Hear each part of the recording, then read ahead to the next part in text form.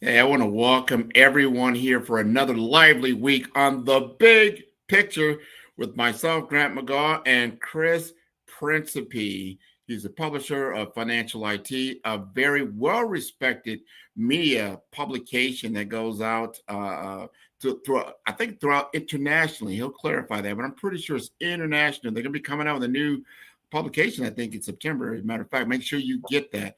We're going to be talking about a very, very, very not widely known topic today around liquid stable coins. Now we've had some banter backstage about what this really is, and there seems to be a little bit of disconnect. So we want to ask Chris right now, and to get him started, get him introduced, what exactly is a liquid stable coin, and how does it differ from a traditional stable coin like USDC or Tether? Well, Grant, I'm glad to be here with you again, and thanks for the good plug for Financial IT's upcoming issue, which will be in September, and we'll have some special features about two big events coming up. One is Money 2020, big event. It'll be in Saudi Arabia, and then a few months after that, it'll be in Las Vegas, and they get like 25,000, 30,000 people, Grant. And then there'll be Cybos, which is the Swift event. It's the biggest international banking event of the year, and it's one I've been going to since last century. And in fact, I'm really pleased because this year will be my 20th time going to Cybos. So nice round numbers, right? But now back to the topic, and I want to start off with a liquid stable coin is not a drink.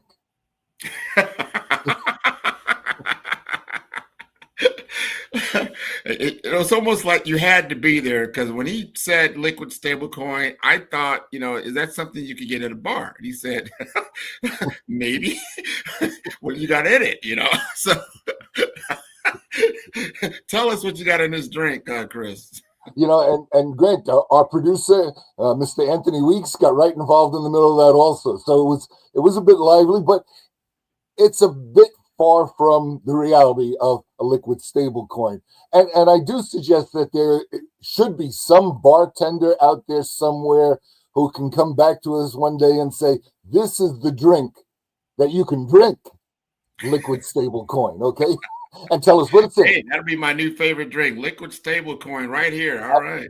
Absolutely, absolutely. And since the Caribbean is the place most closest to our hearts, I hope that it would have at least some Caribbean rum in it somewhere. Gotta have it. Great.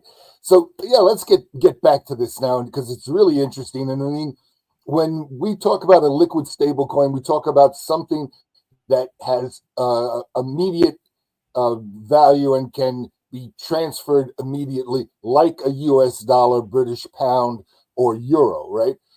We're not talking about something like real estate, which, while it's an asset, is not a liquid asset.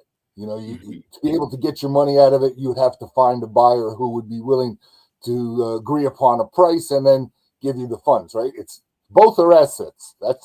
But here's the thing with stable coins is there's actually currently, I should say, because we may see more. There's currently four types of stable coins. Okay, and during this show here, I want to go through each of the four in a really simple, straightforward manner, so people can understand, and then be able to see where a stable coin may be useful based on what it is that they're interested in doing. Right. So first, I want to take the word liquid. Okay, so what does liquid mean? So liquid or liquidity means something that you can easily buy and sell, basically without affecting its price, right? Mm-hmm. So a US dollar, easily transfers and there's no effect on the price. So a stable coin attached to the US dollar would have the same characteristics, right? So the first thing is liquidity, right?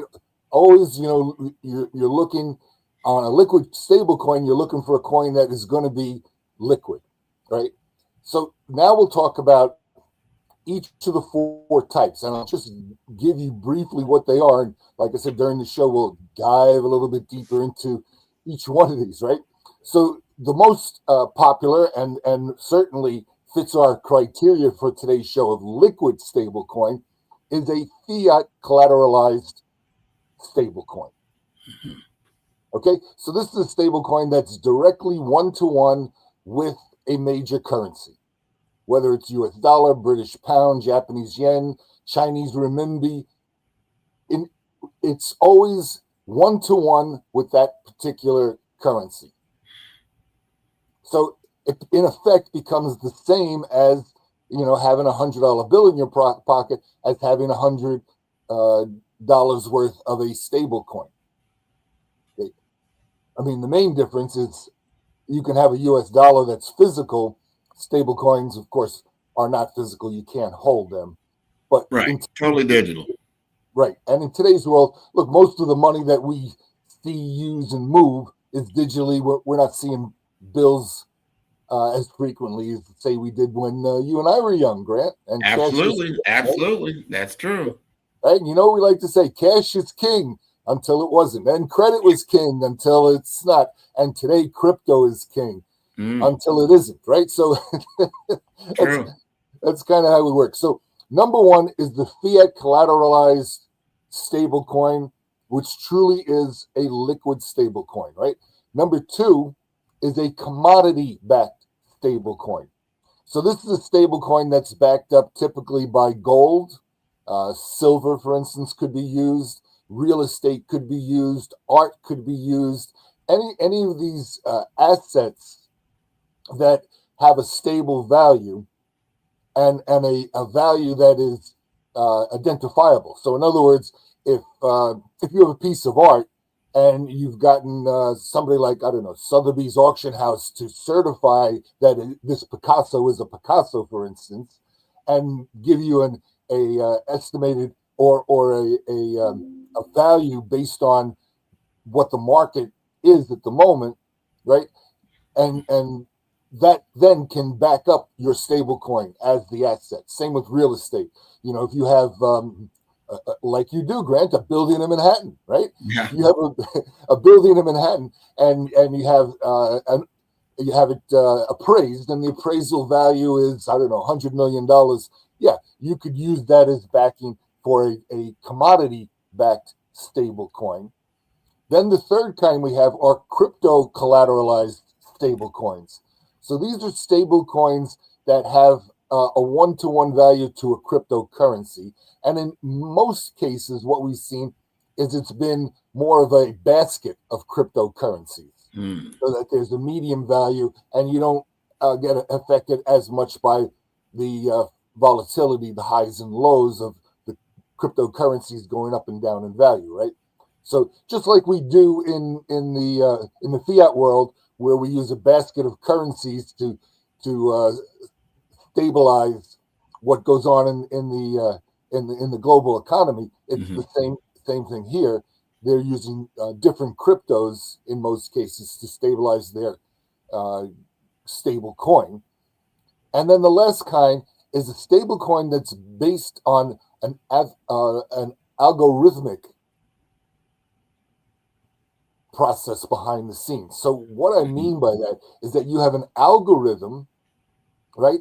And the algorithm is used to be able to keep the stable coin's price at a stable point, right? So in other words, you have the algorithm, you combine that with some smart contracts, you in effect can control the supply and demand of the underlying, say, cryptocurrency that's behind it, and you don't actually now need any collateral. Interesting. Right? So you're using the algorithm to predict and see what the price is going to go, and you're using smart contracts that will buy and sell at certain points to keep that price at a stable point to where we can call it a stable coin. Now, yeah, just to sum up, I'm listening to what these definitions of these stable coins or these liquid stable coins, and getting, you said there's four different types of these coins. Now, are there differences between them as far as liquidity standpoint, or are they? Absolutely, absolutely. And I mean, look, stable coins are used as a function for liquidity all over the place. But the the first one that I mentioned, the fiat collateralized stable coin, is the only one that I consider truly liquid. Mm-hmm. Okay, so that's why I want to make this distinction today, is that there are four types of stable coins out there, right? Mm-hmm. But they kind of conserve some different functions, and there's really only one that you can consider to be a liquid stable coin. Okay. Okay. Okay. I think we're getting somewhere now.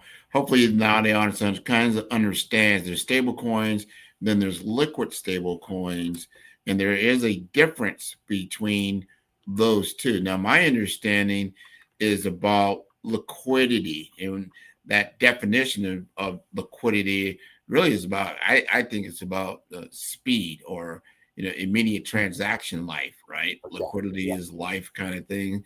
Yep. Help us understand, especially in cross-border trade like shipping, emerging economies like in the Caribbean, why is a liquid stablecoin more advantageous for them?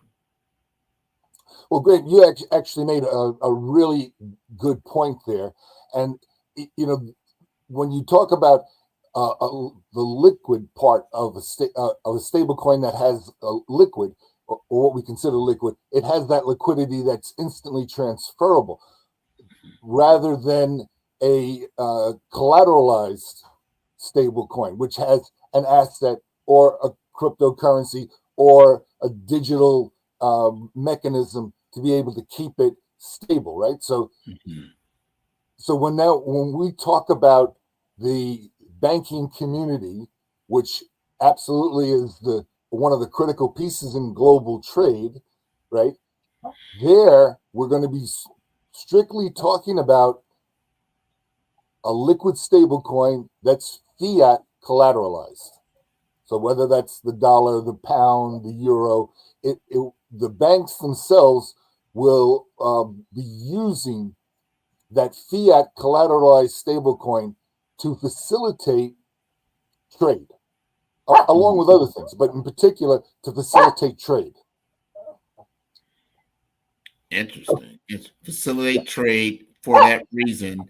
And then obviously if you've got entities that are utilizing these currencies, then things can happen quicker.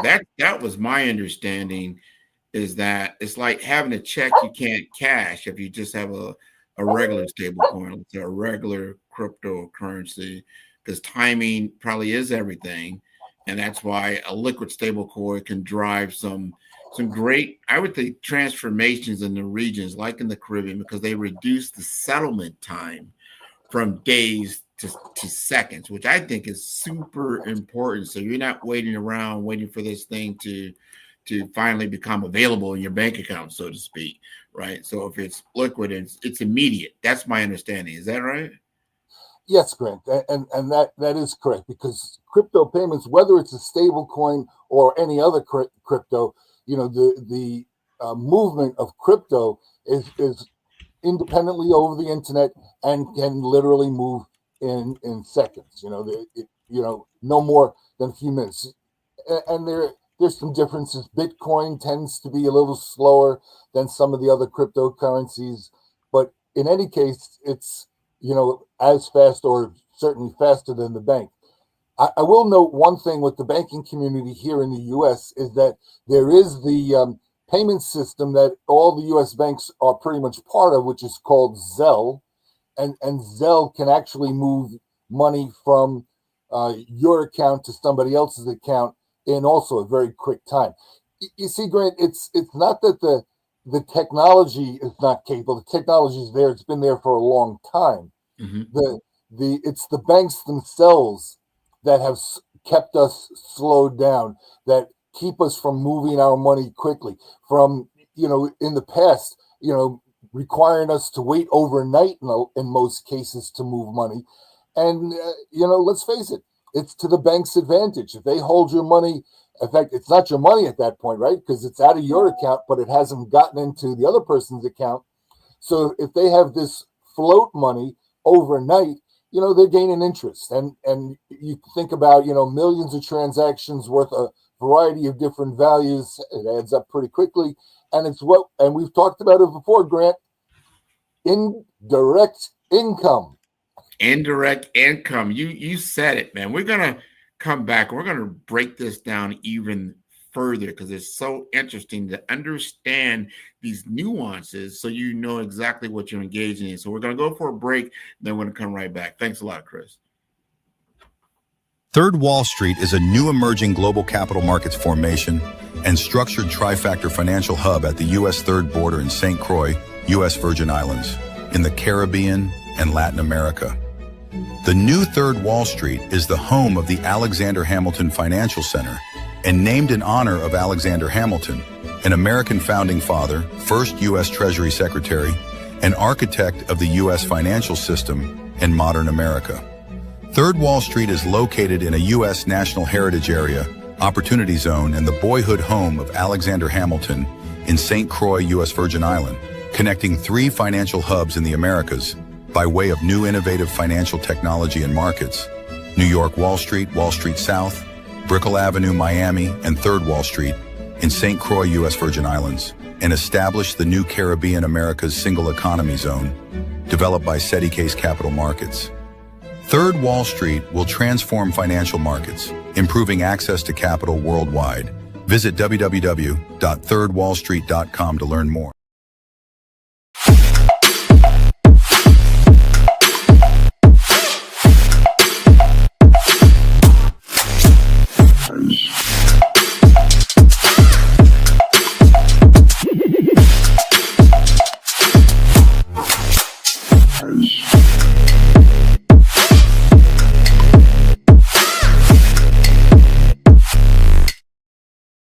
SETI Case Efficacy Chain, also known as Chain of Efficacy, a digital chain.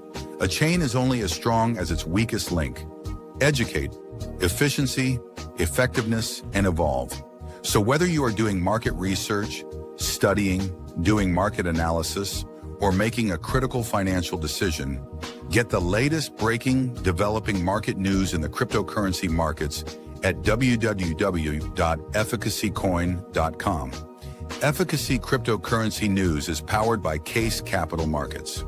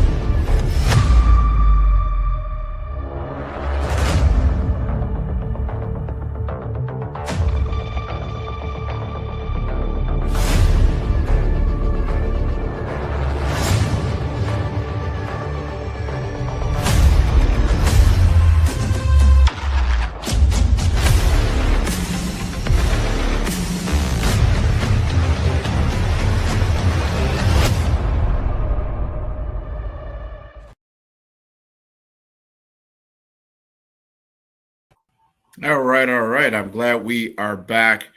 I want to remind our guest, our audience, and to understand this, that the language of business is finance. You need to be fluent in this language in order to be successful in today's world. Now, I want to ask Chris, from a merchant banking perspective, how could liquid stablecoins solve some of the current bottlenecks that are in the international payments or remittances? Is that going to be better or worse? Grant, it's actually opening up a really bright and exciting new world for business, for the banks, and especially for companies and individuals. It's really, we're talking at about a real game-changing point that is happening now and is going to continue to happen. And let me give you a little bit more on that, right?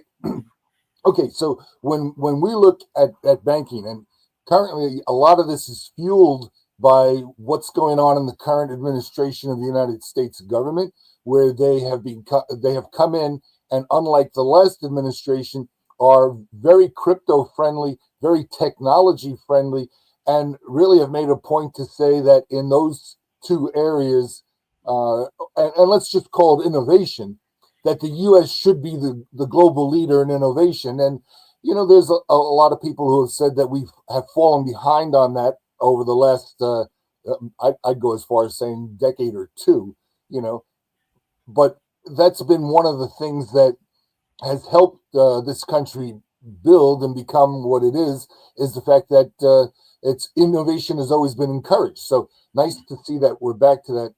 And what's really happened is that because of some law changes, some new regulations, some different outlooks, some softening up of certain areas of legally and investigations that have gone on in the crypto space. Now we're seeing that we're able to get the mainstream community more involved in it. Now, when we talk about mainstream, to me, it's all about the banks, right? There's nothing more mainstream than the banks, right? And the banks have been on the sidelines of crypto for, I wouldn't say since the beginning, but I would say since pretty early on. In fact, I'll point out to you that in 2016, April of 2016, Citibank announced Citicoin, and they were ready to do their own cryptocurrency. And let's face it, I mean, do you think they have the money to back it? Yeah. Do you think they have the network to distribute it? Yes. Okay. Do you think they have a client base that is huge enough? Name, brand recognition. I mean, yeah, it goes a long way. Well, yeah, you're a brand man. You know that how important that is. And Citicoin, I mean, just the name, right? And then last but not least, do you think that they have the technology people who can put this together? I mean, their technology department is bigger than Microsoft's. It's bigger than IBM's. So why don't we see Citicoin today? And the answer to that is really simple, is that the regulatory environment for the banks did not allow them to get involved and to do this. And, on one hand, it's easy to think, what would the financial community look like today if in 2016 that Citi was able to do that?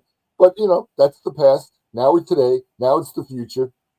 And now we're looking at it. And the banks are, right now, they're going into stable coins faster than I ever remember seeing banks go into a new technology. Wow. Okay. Wow. Let me point out something too. Citibank has their technology arm and investment arm called Citi Ventures. Okay. It was just in the news last week. Citi Ventures is making a huge investment into stable coin networks, right? So in other words, the rails, the pipes that move the stable coins. Okay, so just like in the credit card business, right? You have rails that connect all the merchants and all the banks, and that's how the information, everything moves. Well, you have the same thing in the crypto world also. You have these rails where everything moves on, and it's the blockchains, right? Citi Ventures is going to make a big investment into this, and what the form of it is, probably in my mind, I'm looking at, they will do some partnerships, they will do some acquisitions, they will do some new startups of their own, they will do some internal technology. I mean, they're capable of doing it all, Grant. This is what's important in what you're talking about. And I'm sure the audience is asking the same question, or thinking about the same thing I'm thinking about. Like, what makes a stable coin liquid? Is it the number of exchanges that it's on, or the reserves behind it, like you mentioned with the Citibank, or how easily it can be redeemed into fiat? I mean, is it a combination? I mean, how would you answer that?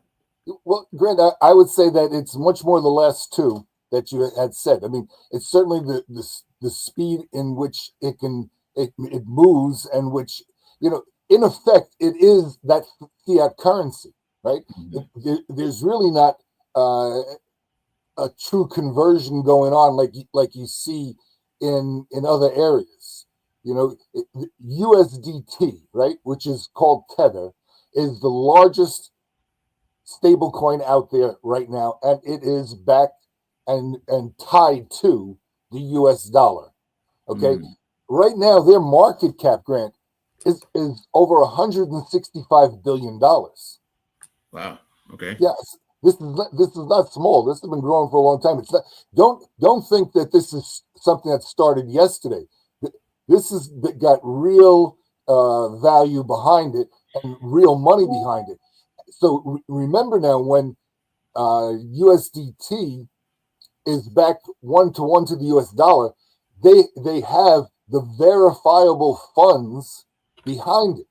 Yeah. Okay, 1-to-1. So every USD token that's on the blockchain has the equivalent US dollar in reserve. It's a 1-to-1. It's not like some of the banks, like they make a loan and they have to have 20% capital reserve requirement for the loan. So if the loan is $100, they need to keep 20 unmovable in the bank.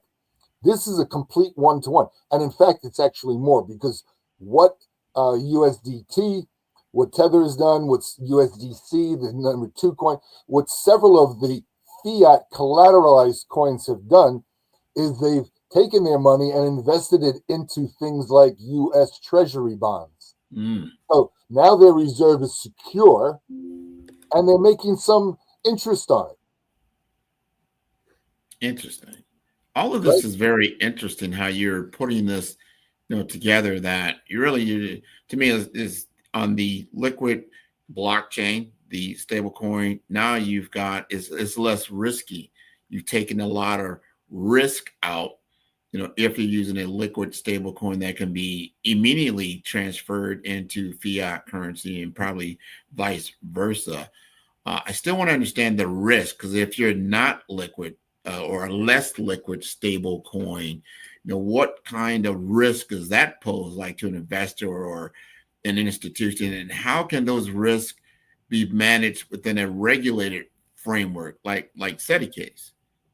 Well, Grant, great question, because what we really didn't discuss yet is some of the different uses of the 4 different stable coins I mentioned, right? There's 4 different stable coins, but they're applicable into different kind of usages.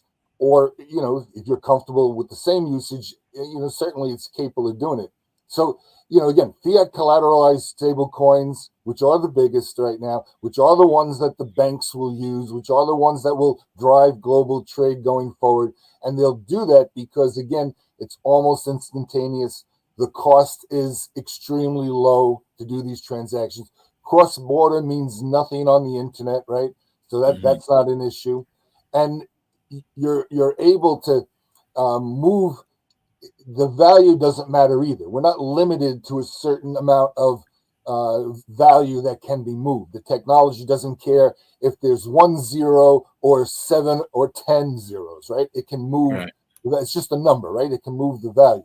So there's no cap on it. And here's one thing that's also really important. You can do this 24/7.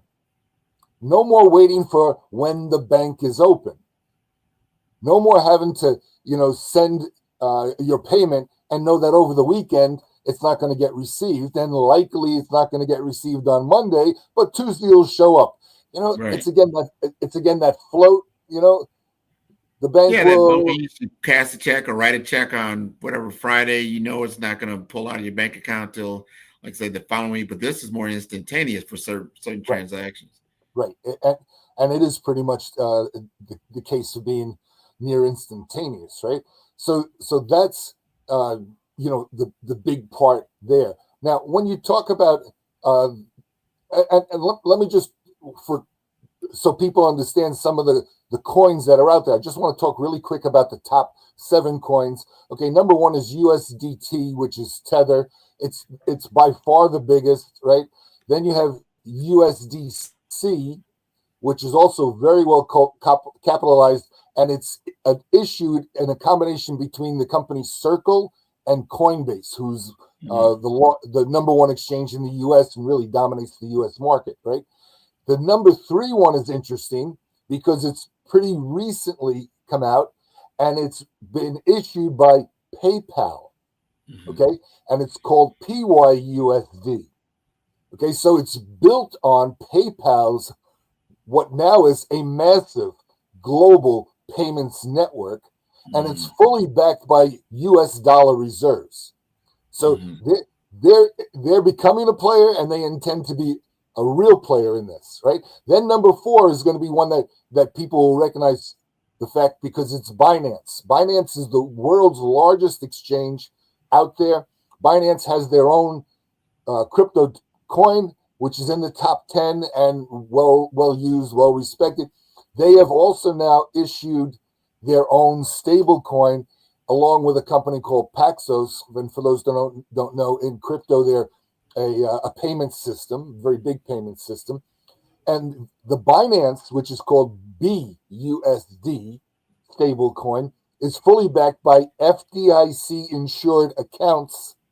And as I said before, short-term treasury bonds, right? And then we go to the next one, which is TUSD, right? Which is done by True USD, right? Trust Token is a company that's out there, and they've got an interesting thing is they audit their assets daily, and they present those live audits on a daily basis. The next one, and I'm going to wrap up real quick here, is the DAI, right? And it's stabilized, and this is one that's stabilized by a mix of cryptocurrencies and the algorithmic system and smart contracts. And the last one is the Ripple stable coin. This is also newly launched. Now, Ripple has XRP, which is a top 10 token. This is different. Ripple has a payment system that the banks have been connecting to. They're going to have their stable coin called RLUSD, no T, and it's going to run on the Ripple network. There, I'm stopping now, Grant. Wow. Well, that was, I want everybody to absorb a lot of what you were saying. We're going to go to a quick break, and when we come back, we're going to find out if SEDICASE or St. Croix Merchant Bank can someday launch their own sponsored liquid stable coin. So we'll be right back and get the answer from Chris. In today's fast-paced financial landscape, access to capital is the key to success. At the heart of this revolution is CASE Capital Markets, powered by SEDICASE. Here, innovation and investment converge, creating a dynamic environment where businesses can thrive and reach new heights. Introducing Grant McGaw, the Senior Advisor at CASE Capital Markets. Grant is a visionary leader, dedicated to connecting businesses with institutional capital and strategic funding. His expertise opens doors to game-changing investment opportunities, making him an invaluable partner for companies looking to scale and succeed in the competitive world of finance. With an impressive 25 years in technology, 9 years in healthcare, and 6 years in investment banking, Grant McGaw has a proven track record. He has successfully closed over $500 million in high-value transactions, seamlessly bridging technology, healthcare, and infrastructure with innovative financial solutions. His experience is a testament to his ability to drive success.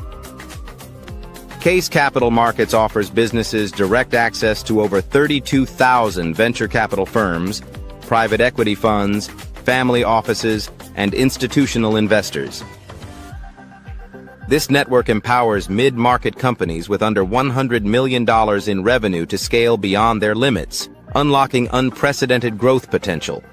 Debt, equity, growth capital, public offerings. These are the building blocks of the future of capital access. Whether you're scaling a business, seeking investment, or exploring market expansion, Grant McGaw is your trusted partner. Together, you can unlock capital and create long-term financial success. The future belongs to those who take action. Are you ready to elevate your business?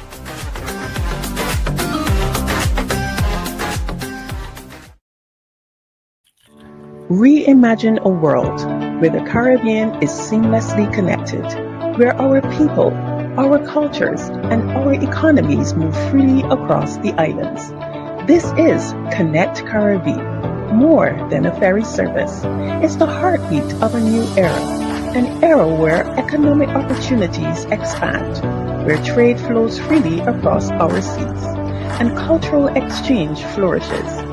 We are linking businesses, empowering communities, and reigniting the hope for a truly integrated Caribbean. Together, we're shaping a brighter, more unified future for the Caribbean. Connect Caribbean, connecting our islands, our people, our future. Well, we are back, Chris. And here's the question of the day. We're talking about St. Croix. I want to see if we could position St. Croix as a hub for asset-backed stablecoins, potentially tied to trade, potentially carbon credits or port activity. And I want to understand how we can make that happen. And does it have to be licensed properly? I mean, what, in your opinion, would make this a real opportunity? Well, Grant, so the question is, what can a stable coin do for the Caribbean and for the Virgin Islands in particular, and for some of the different initiatives there, because there are some great initiatives, SETI case being one of them. So what can these things do? And there's two things to look at. One is issuing a regional stable coin. The second would be using one of the existing stable coins, right? So let's talk about the good and the bad in both, right? So yeah, a regionally issued stable coin, certainly in my view, would bring together some of the concerns and roadblocks that we've seen in the past in the Caribbean, where everyone can't get on the same page, right? And currencies have been one of those issues. I mean, look, people take nationalistic pride in their currency, whether it's the Jamaican dollar, and so on, right? There's a bit of nationalism always involved in that. A great example is everyone came together in the euro, and Britain said no, we're keeping the pound, right? Right. Because the British citizens would have been, those politicians would have been run right into the English Channel, So, so the same thing here is I really think that being able to keep your individual currencies will be important to all the island nations, right? So still on the streets, they can still trade in and use their normal currency, again, controlled by the local central banks, right? These kind of things, no change there. But the stable coin for the Caribbean would be the mechanism that they would use to be able to access other currencies. And in effect, then they can play fully equally in global trade, right? Mm-hmm. So that's where it becomes one of the things that becomes really important. The other is, again, a stable coin. If you move your currency into and you buy a stable coin, you've now got a value that's not going to move. It's not going to be affected by the fluctuation, number one. Number two, you've got a value that has trustability, okay? And why do I say that? I say because, let's face it, if I go to some foreign country and I pull out my Bayesian dollars, from Barbados, they're not going to accept it. Right. But if I go there and I say, here, I'll pay with a stable coin, okay, it's a whole different proposition, because now they can accept that payment and know that they're going to get the value. And they don't have to worry about, well, now I've got this foreign currency in my country. What do I do with it? It changes that whole dynamic dramatically on how you can do business, right? The other thing that you have is in a number of countries, and it's not just the Caribbean, but globally, there's a number of countries that are hard pressed for hard currency, right? Yep. So in other words, the central bank doesn't have enough hard currency to be able to give everyone what they need to do business with. And I'll go back into my own career, back into the 90s. And, I'm not going to say the country, but I had one of the countries where my customer would say, okay, I want to buy, say, $10,000 worth of goods from you. I would actually give them an invoice for $20,000, which really covered this shipment and the next one, so that when they go to central bank, they can get extra hard currency, or they might only be allowed a certain amount, but they would end up with enough to pay for their order. So these kind of manipulations you wouldn't have to do. I see. That's important. Right. So that's another factor that makes a now, to do this also, you're going to need a blockchain that is going to be dedicated to this, and there's initiatives already where that's available. So that's a good thing. And then you're going to need to be able to connect that blockchain into the global payment sphere. So you need to connect it with the other banks, and by having a merchant bank in the Virgin Islands that has a U.S. dollar Fed account, right? Then you're able to lock into the system that goes throughout global payments. And if your stable coin is U.S. bank backed, then it's a very easy transaction. Now, the other thing is, if you have, let's say, a Caribbean stable coin, right? You need the reserves for it, Grant. Okay, you need the collateral behind it, and you're going to have fiat collateralization for it. Yep. Right. So somewhere, somehow, whether it's joint funding of all the countries, whether it's an investor that comes in, whatever, you're going to have to take and have in reserve the matching amount of reserve currency to the amount of stable coins that are going to be in circulation. Okay. And it sounds like a challenge. It might not be. It might be something that the banking community steps up and wants to do, for instance, right? Well, I think you're right. It's all about agreement. Do we have an agreement? Do you see how it can be utilized when you're looking at port to port to port? And if everybody agrees this is going to be our way of doing things, because there are certain factors at play. I'm hearing about speed. That's important. Lower cost, less volatility. That's going to be great. So a lot of these bottlenecks in these smaller island nations can be mitigated, right? And then if you're utilizing the Virgin Islands, specifically in St. Croix through SETI-CASE, that has a merchant bank that's U.S. Backed as far as its currency, now you have a very stable partner that can move easily between a fiat currency and a liquid stable coin. It becomes very advantageous because you've got the risk factor. You always talk about that, right? A lot of times. So I think all of those things are equally important to consider. So you can then, take this to another level. Now, here's the question: what should the investors, the policy makers, the entrepreneurs, what should they be keeping an eye on over the next 12 to 18 months when it comes to liquid stable coins and financial infrastructure? Well, Grant, let me start off by saying I think in today's environment, 12 to 18 months is way too far to look out for.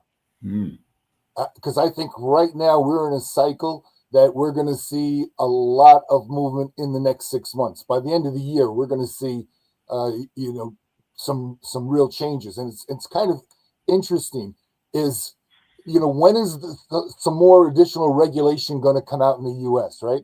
And one of the big things is, currently there is the IRS view of cryptocurrency, which is as a commodity and we get taxed. And then there's the judicial view in the courts, which is cryptocurrency is a true currency and acts like one and behaves like one. So if you use it for money laundering, we're putting you in jail. Okay.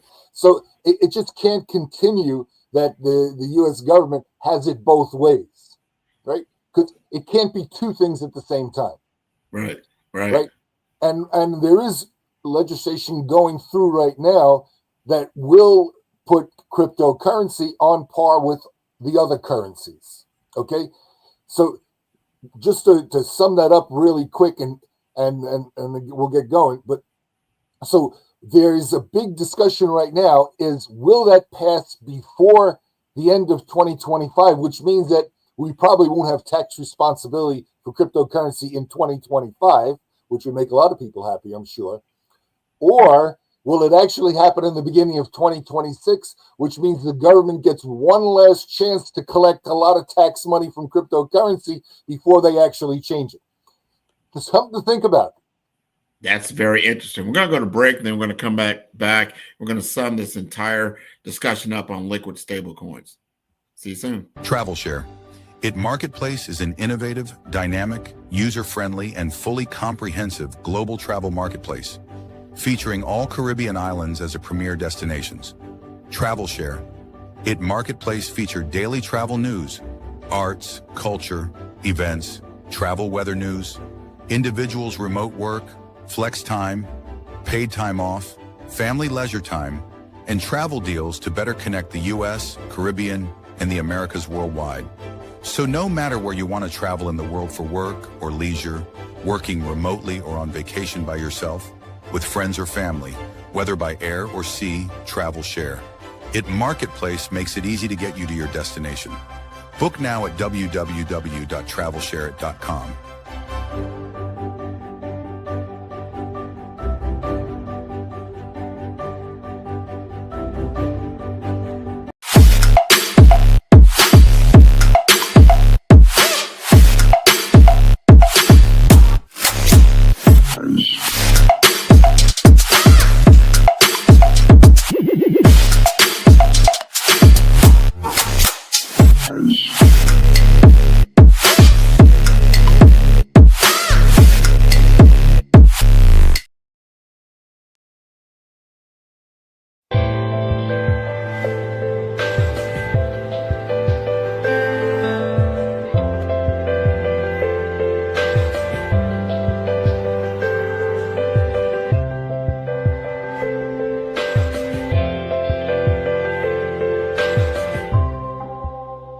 Third Wall Street is a new emerging global capital markets formation and structured trifactor financial hub at the U.S. Third Border in St. Croix, U.S. Virgin Islands, in the Caribbean and Latin America. The new Third Wall Street is the home of the Alexander Hamilton Financial Center and named in honor of Alexander Hamilton, an American founding father, first U.S. Treasury Secretary, and architect of the U.S. financial system and modern America. Third Wall Street is located in a U.S. National Heritage Area, Opportunity Zone, and the boyhood home of Alexander Hamilton in St. Croix, U.S. Virgin Island, connecting three financial hubs in the Americas by way of new innovative financial technology and markets: New York Wall Street South, Brickell Avenue, Miami, and Third Wall Street in St. Croix, U.S. Virgin Islands, and established the new Caribbean America's Single Economy Zone, developed by SETI Case Capital Markets. Third Wall Street will transform financial markets, improving access to capital worldwide. Visit www.thirdwallstreet.com to learn more. All right, we have returned, Chris, and we're going to kind of bring this to a full circle. And with that said about liquid stable coins, when I look at St. Croix, when I look at SETI Case, I see this as a window to lead. And if we can position correctly, we can attract fintech capital. We can reduce the regional banking friction and become the Caribbean's most trusted trade finance node if done correctly, especially in this window of such change that you just talked about. That the velocity that is happening right now has got everyone spinning. But we've had a plan in place for a while. We execute on that plan, and we become that shiny knight, in the dark sky. What do you say about that? Well, I say that's a vision of beauty. I love it too. You know, and that certainly should be the goal and what we're all working hard for and everything else. And will absolutely have, I think, a massive effect positively on the region in particular. You know, so if we do look at a merchant bank in the U.S. Virgin Islands, right, St. Croix, for example, that it is a U.S. bank. Okay, it's not, you know, something different than that. You know, it'll transact in U.S. dollars. It'll be connected to the U.S. banking system. It'll be under the watch of the Fed. All these kind of things. So there's a lot of security there, and there's a lot of risk minimization. Right? We talk about risk all the time. You know, so in effect, the rest of the Caribbean should be able to look at that as a place that is Caribbean, the place that is friendly to the region, and a place that is the doorway for the region to the U.S. market and in effect the world, right? So it's pretty dramatic in terms of what that is. Now, we talked about a stable coin, a regional stable coin, right? And that's possible. You know, again, it really would take collaboration between all the island nations and their central banks to all be able to work together to do this. And of course, probably the most important part is, where does the collateralization of fiat currency, the actual reserve currency, come from, right? So if we look at the current stable coins, and let's say that the merchant bank in St. Croix was to work and be connected, and it would have to be anyway, okay? Whether there's a Caribbean stable coin or not, you would still need to transact with the other stable coins, right? But if you do that, you're immediately already into a network that's up, running, trusted, and as I said, you know, you're looking today at the capitalization of stable coins at around 200 billion. So it's substantial, and certainly it will grow. So and don't kid yourself right now, Grant. There are plenty of businessmen in the Caribbean today who are transacting using stable coins independently and successfully and with low risk and high speed, all these great things, right? That's happening today. So progressive businessmen that are in the Caribbean right now will understand this quickly and will want to be part of this and want to take the opportunity to do this.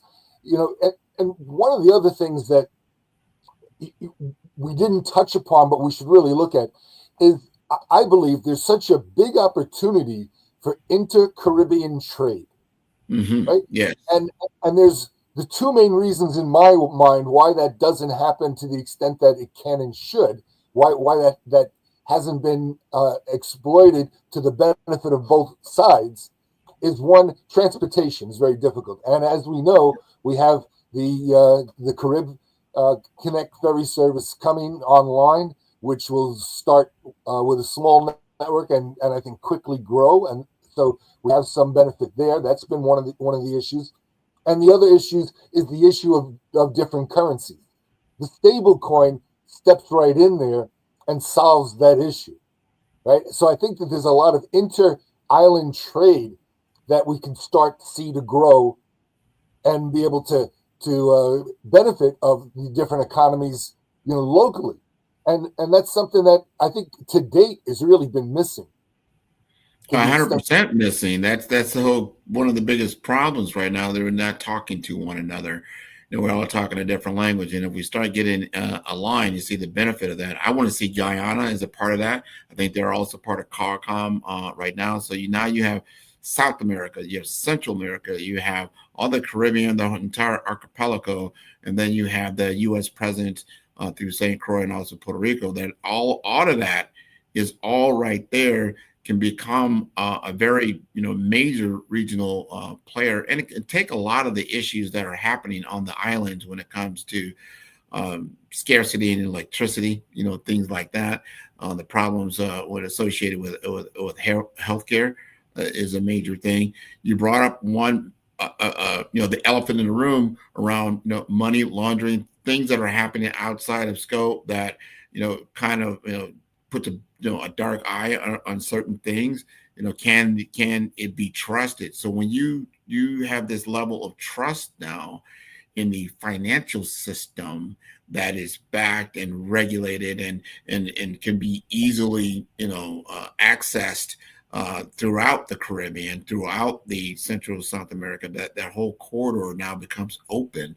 And again, it all comes back to what I call SETI case. That's the St. Croix Economic, the Development Initiative, and the Caribbean American Single Economy. And now it becomes actionable. It's not just words. We're not just talking the talk. We actually can walk the walk. So this is happening, as you alluded to, this whole thing with the ferry service that's being launched here pretty soon is the beginning of all of that. And we've got a number of other initiatives that are on the way. And so we want to signal this out as we are on the big picture, that people that are tuning in to us and listening, that they'll see big major change. Here we are in August of 2025, and I'm going to say by spring of 2026, me and Chris might be talking about something completely different. And we may be over at the Fred. People don't know what the Fred is. The Fred is right there in St. Croix. We're talking about getting a liquid, stable coin drink. I'm going to get you a double. How about that? I'm yes all the way on that, Grant. I'm telling you, and it's really interesting because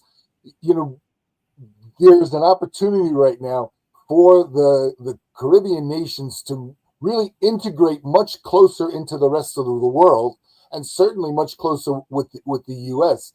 And the issues that they've had over the last 15, 20 years with de-risking, with the banks pulling out, with all these other issues that then it impacts. When you talked just before, you said the language barrier. To me, what solves the language barrier everywhere is the language of global trade. Yes. When we speak global trade, now we lift people up. We bring up economies. We start money flowing, right? All these things that I know are important and close to your heart. Healthcare, right? Good electricity, good internet service. What solves that? Money, right? Mm-hmm. Global trade is the river of money throughout the world, right? So that it becomes like a really big part. The other thing too is, again, I love it because you always bring the point around to some of the great initiatives going on, and one of my favorite is CASE. Right. So the CASE Americas, it's just such a great initiative because it's not only America, right, or South America or Central America. It's the Americas. It's the Caribbean Americas, right? So we can now start to see this really coming together because geographically, the island nations are just in the perfect spot when you think about it, and they have been able to take advantage. And really, they've been pushed back because of this whole de-risking of the banks and of the region, where it made it much more difficult. Stable coins is the solution to that, Grant. I will tell you that right now. I love it. Like you said, you got to get the logistics, the supply chain, and everybody's looking for new opportunity.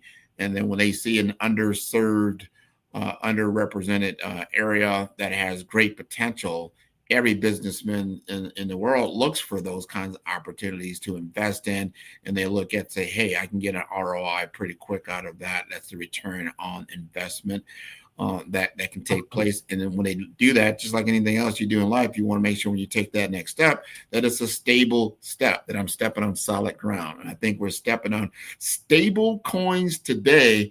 And I can't wait to have another great conversation with you next week. This has been wonderful, Chris. I want to thank you again for being on the show. Great, Grant. Great to see you next week. Absolutely. You take care.